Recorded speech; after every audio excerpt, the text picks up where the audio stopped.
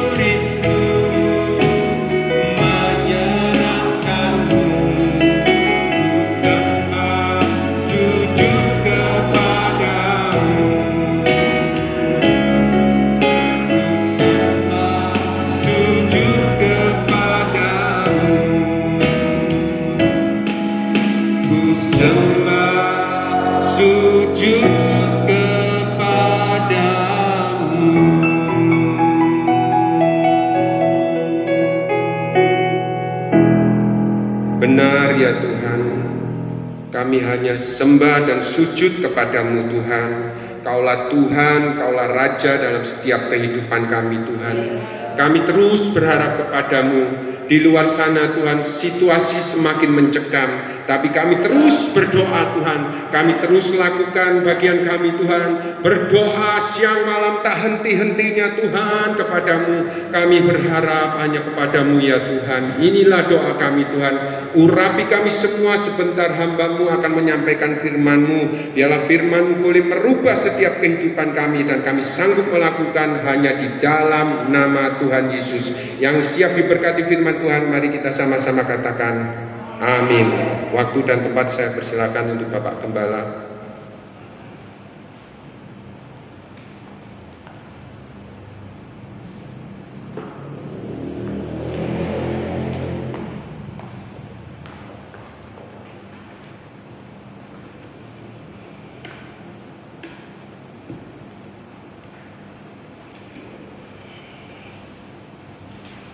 Shalom saudaraku yang dikasihi oleh Tuhan. Pada kesempatan ini oleh kemurahan Tuhan kita kembali mendengarkan sebagian dari kebenaran firman Tuhan yang pada saat ini kita berikan judul doa syafaat sejati. Saudara-saudara yang dikasihi oleh Tuhan, firman Tuhan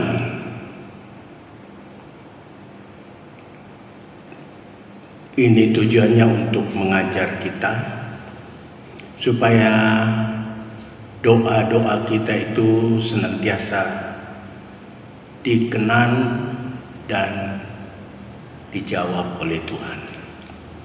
Nah, tentunya doa yang dijawab oleh Tuhan itu memenuhi persyaratan-persyaratan tertentu. Tidak semua apa yang kita minta akan Tuhan penuhi. Pada minggu yang lalu kita sudah berbicara tentang Tuhan menjawab doa, dan doa yang dijawab oleh Tuhan itu adalah doa yang selaras dengan kehendak Tuhan. Nah, orang yang senantiasa berdoa yang selaras dengan kemauan Tuhan adalah orang yang punya hubungan intim dengan Tuhan. Orang yang sudah percaya kepada Tuhan dan diselamatkan oleh Tuhan. Nah, pada kesempatan ini saudaraku, kita akan belajar lebih dalam lagi bagaimana kita berdoa. Terutama doa syafaat itu adalah doa-doa untuk orang lain. Ya, itu dipanjatkan dengan tulus hati, maka Tuhan akan menjawab doa-doa kita.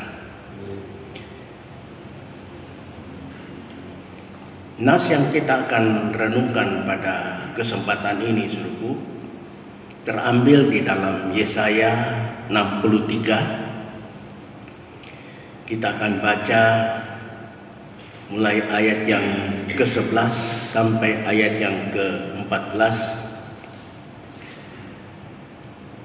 Saya minta saudara Joko tolong bacakan.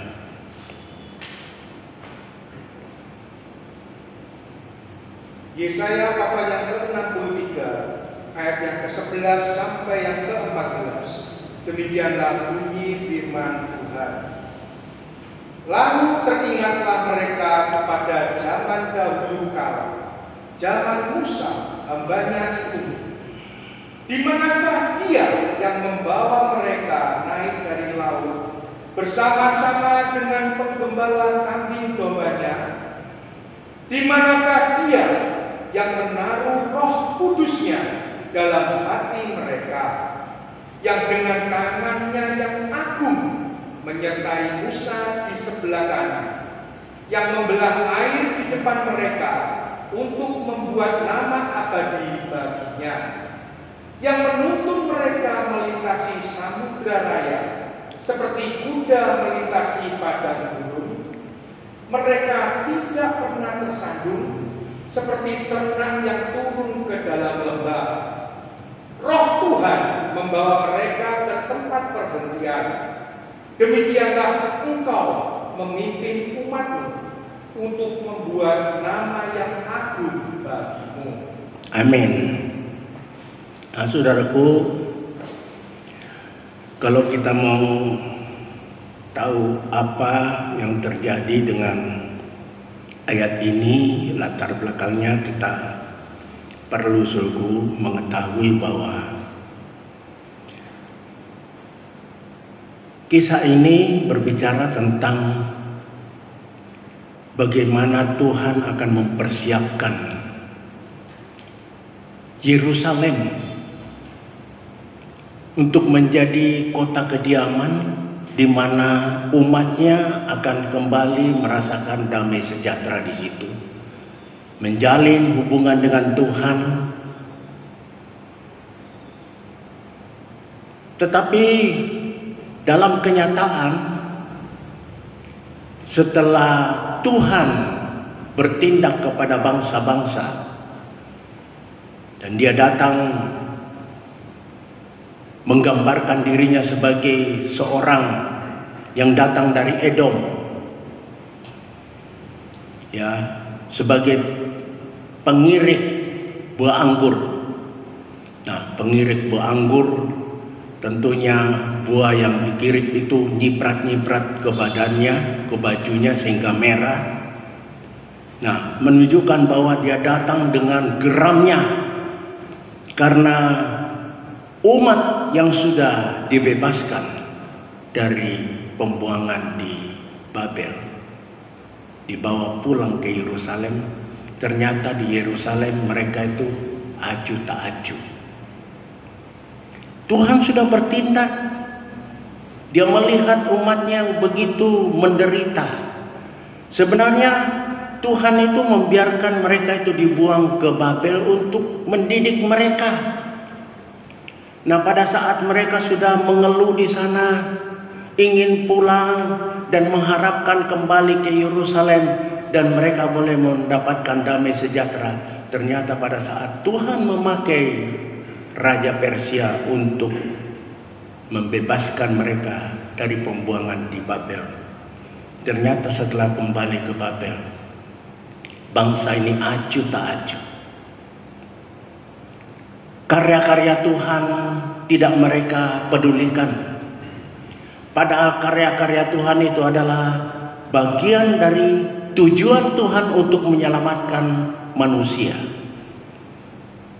Kalau kita baca di dalam pasal 53 di situ berbicara tentang Tuhan Yesus yang akan datang, mati, menderita untuk membebaskan.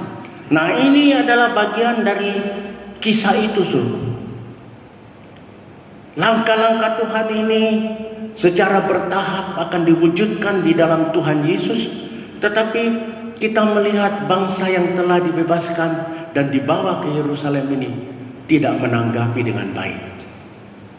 Akibatnya Tuhan murka terhadap mereka. Nah, itu sebabnya di ayat yang ke-7,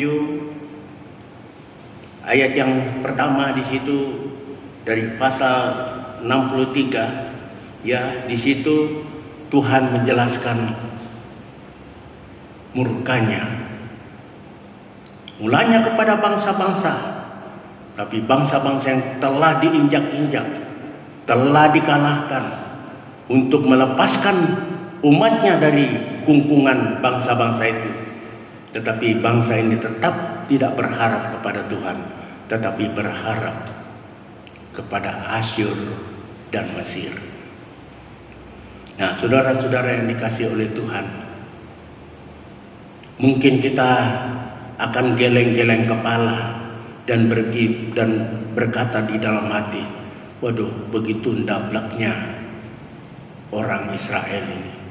Ternyata itu adalah gambaran kita, saudara. Seringkali kita sudah ditolong oleh Tuhan. Tuhan sudah berbuat yang terbaik buat kita, tetapi kita acuh tak acuh terhadap panggilannya.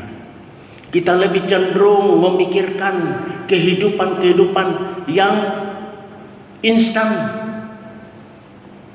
Mereka datang kepada ilah-ilah bangsa Kanaan dan menyembah kepada mereka lebih daripada Tuhan yang telah membebaskan mereka. Begitu juga dengan kita, saudaraku. Kita tidak sadar bahwa kita ini sudah dibebaskan oleh Tuhan, dan Tuhan siap untuk memelihara kita sepanjang kita berada di dalam area anugerahnya itu. Sebab di luar dari area anugerah Tuhan itu, di situ saudara dan saya akan binasa. Nah, kita dapat melihat apa tindakan Tuhan. Ya, Tuhan mengatakan dia sudah menginjak-injak. Di ayat yang ke-6, dia sudah menginjak-injak bangsa-bangsa. Dia sudah menghancurkan bangsa-bangsa dan membuat darah bangsa itu tercurah ke tanah. Tetapi umatnya tidak peduli. Dia membiarkan Tuhan itu bekerja sendiri. Begitu juga dengan kita, saudaraku. Ya, Tuhan sudah membebaskan kita. Ada kabar baik. Karena begitu besar kasih Allah akan dunia ini, maka diberikan anaknya yang tunggal, supaya siapa yang percaya kepadanya tidak akan binasa, tetapi memperoleh hidup yang kekal. Ini adalah berita yang baik, saudara, tetapi kita tidak mau terlibat di dalamnya. Mungkin saudara berpikir, aduh Pak, kan sulit di negara kita untuk memberitakan Injil. Saudaraku, memberitakan Injil itu, saudaraku, bagus ya dengan kata-kata, tetapi yang lebih efektif lagi adalah perilaku hidup kita. Kita memberitakan Injil dengan perilaku hidup kita. Tidak ada pemerintah yang bisa melarang kalau kita berbuat baik, saudara. Nah, dari situ orang akan melihat perbuatan baik kita dan mempermuliakan nama Tuhan. Tetapi bangsa ini tidak melakukan gitu, saudara. Dan itu juga terjadi di dalam kehidupan kita. Kita lihat Tuhan sudah berbuat yang terbaik. Tuhan sediakan anak tunggalnya untuk menjadi korban supaya dosa yang membawa maut itu dihapus oleh Tuhan, dan Tuhan memberikan penebusan dan keselamatan. Tetapi kita aju tak aju tidak mau memberitakan itu kabar kesukaan itu. Akibatnya apa? Tuhan bertindak. Tindakan Tuhan ini membuat Yesaya sadar. Akibatnya dia mengajak umat Tuhan itu untuk berdoa. Saudaraku, sebelum kita lanjut ke sana, saya mau beritahu bahwa Tuhan itu sebenarnya Allah yang Maha Kasih, saudara. Tetapi dia memiliki sifat yang kudus, sehingga dia sangat jijik dengan dosa, saudara.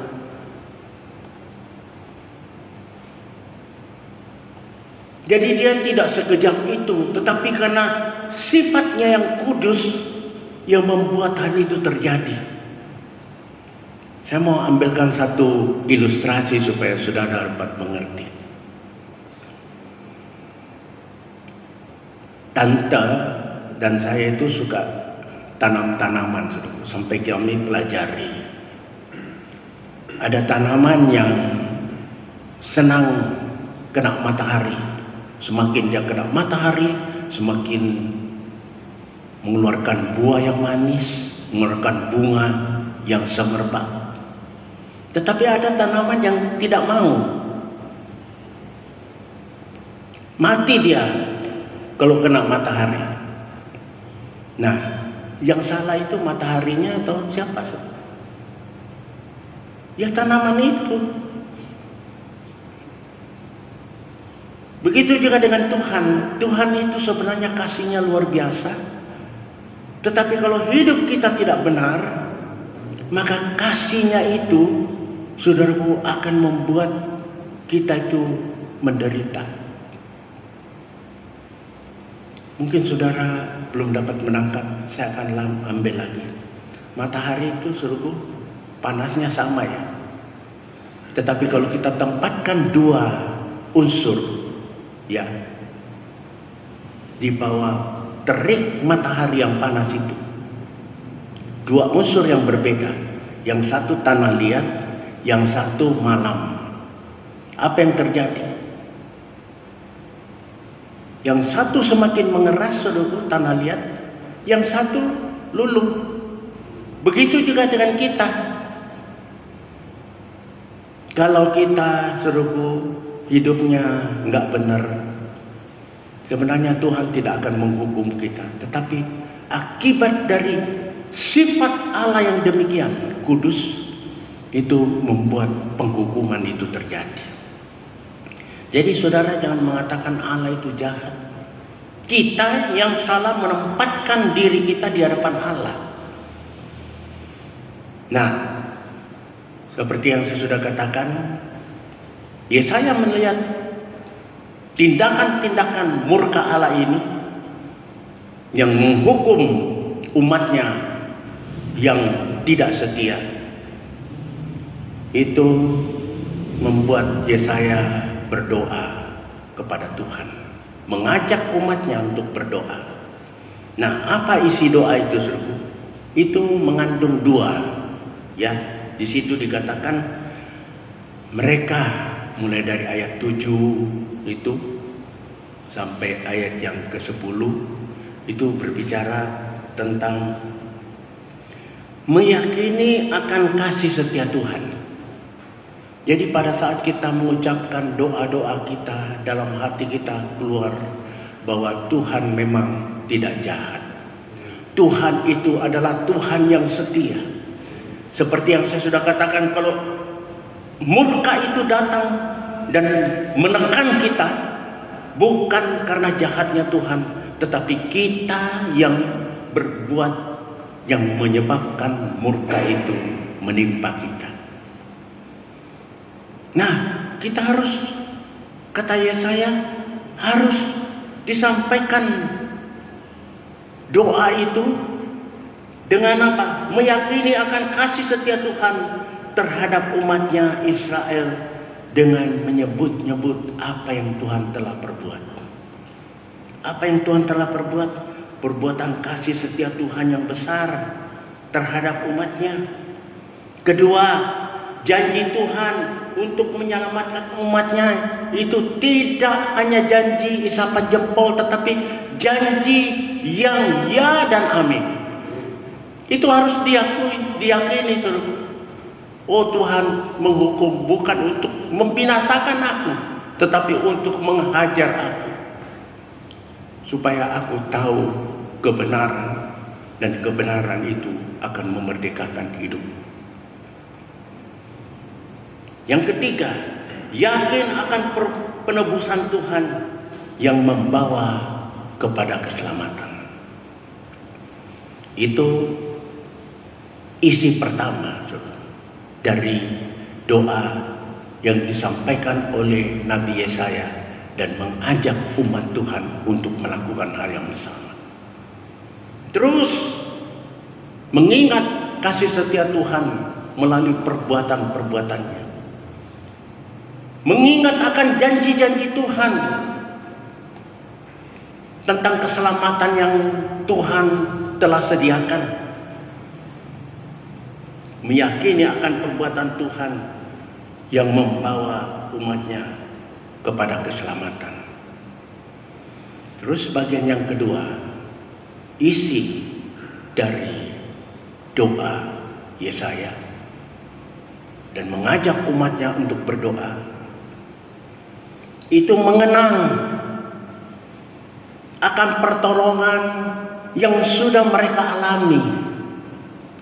Begitu juga dengan kita, saudaraku. Kita perlu, saudaraku, pada saat kita terpuruk karena berbuat salah di hadapan Tuhan, jangan salahkan Tuhan, tetapi mengenang Tuhan yang begitu baik terhadapku. Ingat terus, ingat, ucapkan itu semua. Ini bangsa ini oleh Yesaya diajak untuk mengingat perbuatan-perbuatan Tuhan yang telah membawa mereka dari perbudakan yang tidak mungkin oleh kekuatan manusia bisa lepas dari cengkraman Firaun. Itu diingatkan. Ingat, pada saat Musa diberi kuasa untuk memimpin kamu, melepaskan kamu dari cengkraman Firaun. Ingat, sang penuntun Israel itu membawa mereka naik dari laut. Coba saudaraku, siapa yang dapat membayangkan kiri kanan padang belantara, gunung, di hadapannya laut merah, di belakang Firaun dengan pasukannya yang berkuda sedang mengejar untuk membunuh mereka. Tetapi Tuhan berkarya di dalam kondisi yang sulit itu. Hal itu akan terjadi di dalam kehidupan kita, saudara. Kapan? Pada saat kita menaikkan doa dengan penuh penyesalan di hadapan Tuhan. Kita ini jujur, saudaraku, seringkali kepleset. Tetapi Tuhan itu Tuhan yang baik. Tuhan menuntut kepada kita untuk memberikan pengampunan 7 kali 70 kali. Kita saja dituntut untuk begitu, apalagi Dia. Kasih-Nya tidak pernah berkesudahan.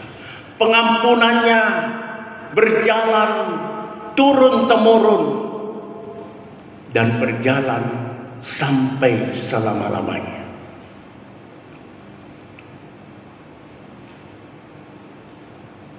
Ketika mereka mengenal sang penuntun Israel yang telah membawa mereka naik dari laut, kemudian penyertaannya terhadap Musa, ya, Musa kita lihat seringkali jengkel juga, sampai pada saat mereka minta air, Tuhan bilang coba pukul tuh batu karang, nanti keluar. Saking mangkulnya dia hajar tuh batu karang dengan emosi. Tetapi tetap Tuhan menuntun, memakai dia sampai ke Gunung Pisgah. Ya, menjelang melihat Jericho, baru Tuhan estafet kepemimpinan digantikan kepada Yosua. Lihat begitu baiknya Tuhan, ya. Hal itu akan terjadi juga di dalam diri kita. Firman Tuhan ini hanya sebagai gambaran miniatur yang menggambarkan kasih-Nya kepada semua manusia. Tidak terbatas kepada suku apa saja, tetapi kepada semua manusia. Karena begitu besar kasih Allah akan dunia ini. Lihatlah anak domba Allah yang menghapus dosa dunia. Jadi semua dosa manusia terhapus. Jadi kita perlu mengenang akan hal itu. Dan pada saat kita sudah mengenal akan kebaikan Tuhan, iman kita itu terbangun, saudaraku. Dan iman itu yang membuat Tuhan tergerak hatinya oleh belas kasihan dan bertindak untuk menolong kita. Pengenangan itu juga mencakup Roh Tuhan yang agung yang membawa umat itu diberikan kepada umatnya dan juga diberikan kepada kita. Jujur saja saudaraku, kalau tanpa Roh Kudus kita ini tidak mungkin untuk dapat berbuat baik.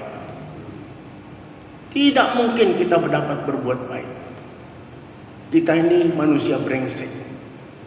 Itu sebabnya pada saat Tuhan menyertakan Roh Kudus kepada umatnya, dan Dia juga berjanji akan mencurahkan itu di akhir zaman, dan gereja Tuhan sebenarnya diberikan Apa tindakan gereja? Masih tetap berpikir tentang kemakmuran? Masih memikirkan tentang hal-hal yang kebutuhan yang saat ini kita makan, setelah itu kita buang di jamban? Hal-hal yang tidak kekal. Kita sudah pelajari juga, saudaraku, bahwa kalau kita mencari kerajaan Allah dengan segala kebenarannya, semua itu pasti Tuhan akan perhatikan. Tidak perlu saudara khawatirkan. Sepanjang hubungan saudara dengan Tuhan itu indah, segala kebutuhan hidup kita ini pasti tercukupi. Saudaraku, di dalam kondisi yang seperti ini saya tidak pernah khawatir. Kalau tidak ada makan, berarti Tuhan menyuruh saya untuk puasa. Tetapi puji Tuhan, tidak sampai demikian, saudaraku. Dia sudah tahu si Amin sudah tua. Saya yakin kasihnya bukan kepada berlaku untuk saya saja, kepada saudara semua. Saudara-saudara pendengar, mari kita semakin setia kepada Tuhan. Kita harus tahu bahwa kita makhluk lemah yang seringkali menyakiti hati Tuhan. Tetapi kalau Roh Kudus diberikan kepada kita dan kita biarkan Roh Kudus menguasai kehidupan kita, maka langkah hidup kita ini pasti selaras dengan kemauan Tuhan, selaras dengan firman Tuhan, dan membuat berkat-berkat itu tercurah. Pada saat berkat tercurah di dalam kehidupan kita, pikiran kita bukan untuk kemegahan diri kita, tetapi untuk kemuliaan nama Tuhan. Sehingga kita bisa dengan ringan tangan membagikan. Kita anak-anak Tuhan harus menjadi begitu, saudara. Jadi, bukankah dikatakan lebih berbahagia memberi daripada menerima? Kita anak-anak Tuhan harus begitu.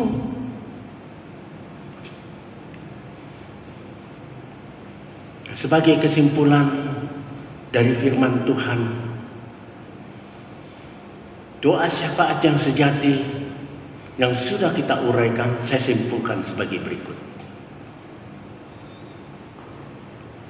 Doa yang dipanjatkan dengan hati yang meyakini kasih kebaikan Tuhan yang tidak pernah berkesudahan. Kalau doa kita mungkin minta Tuhan, tolong ini Tuhan, tolong. Saudara lihat permohonannya, nanti saudara baca di rumah. Tuhan, jangan keraskan hatiku. Berarti Tuhan yang keraskan.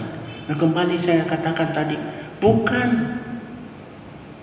dari bahan apa saudara terjadi, itu terjadi nanti di hadapan Tuhan. Nah, umat Israel ini meminta, Tuhan, jangan keraskan hatiku. Ya, hati yang yakin akan kasih setia Tuhan, yang tidak pernah berkesudahan. Kemudian doa syafaat yang sejati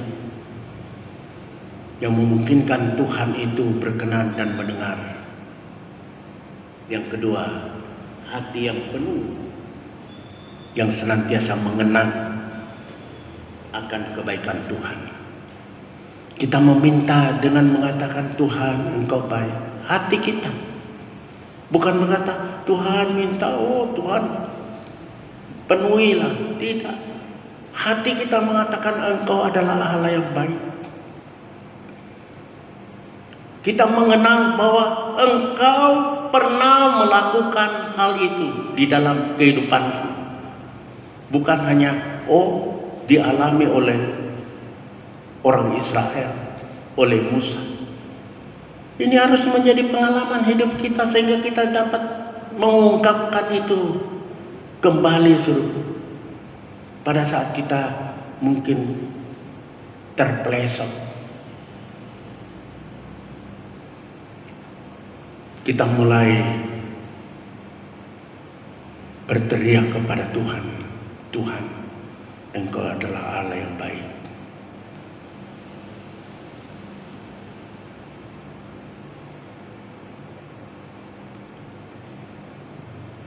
Kebaikan-Mu itu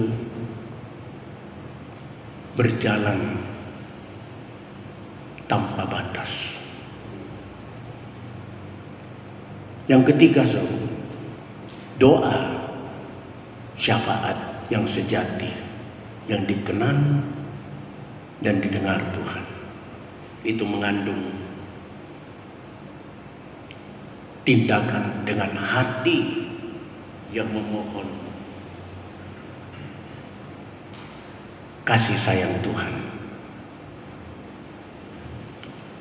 Dalam hubungannya, Dia sebagai Bapa kita, kita sebagai anak.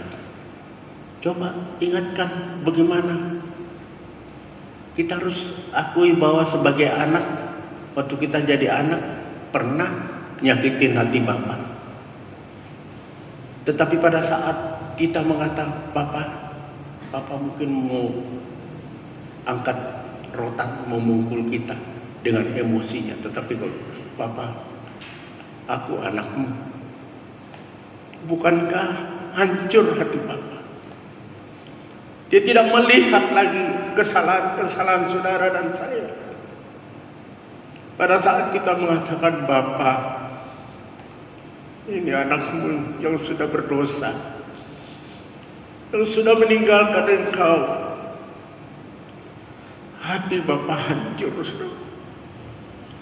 Dia membuka tangannya untuk membelai kita.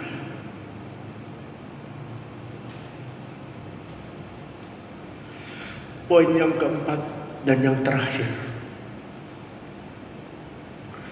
doa syafaat sejati yang dikenan dan didengar oleh Tuhan. Itu mengandung permintaan dengan hati yang memuliakan nama Tuhan. Memuliakan Engkau yang kudus, Bapa kami yang di dalam surga, dikuduskanlah nama-Mu. Dia adalah Allah yang kudus, sehingga untuk mendekati Dia, pemazmur berkata, dengan apakah seorang mau datang ke gunung Allah yang kudus, yaitu dengan tangan yang harus bersih. Kita harus membasuh perilaku hidup kita, minta ampun kepada Tuhan. Saya yakin seluruh doa syafaat yang demikian ini akan dijawab oleh Tuhan. Negara kita, bahkan dunia sedang membutuhkan pendoa-pendoa syafaat.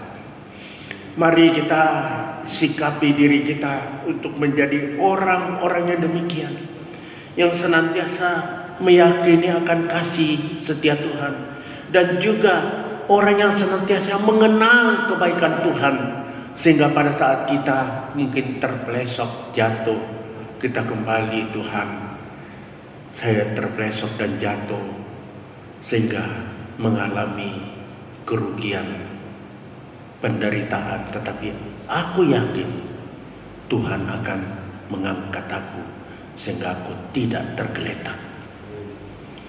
Kiranya Tuhan memberkati kita semuanya. Amin.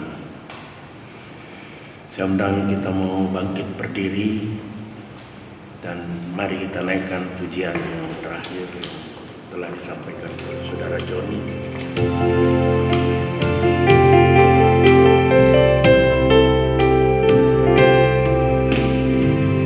Doa kepadamu.